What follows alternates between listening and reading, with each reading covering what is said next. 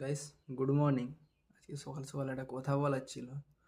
কালকে আমাকে আমার এক ফ্রেন্ড জিজ্ঞেস করছে, মানে বলছে যে তুই শুধু জুবিনদা জুবিনদা করিস কেন, জুবিনদারই ভিডিও।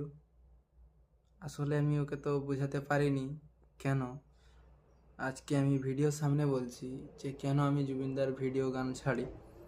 যখন আমি ক্লাস 5 কিংবা 6-এ পড়ি, ঠিক তখন থেকে আমি জুবিনদার গান শুনি, কিন্তু জুবিনদাকে আমি ঠিক চিনতাম না যে কোন সিঙ্গারের গান। ওটা বেঙ্গলি সং ছিল। বেঙ্গলি সংটা হলো যে আমি তোমাকে ভালোবাসি ওগো আমার সোনামণি, ওই রকম টাইপের গানগুলো খুব শুনতাম। তো আমাকে কালকে আমার ফ্রেন্ড বলছে জুবিনদার ভিডিও এইসব ছেড়ে তুই পারবি না ভিউজ করতে।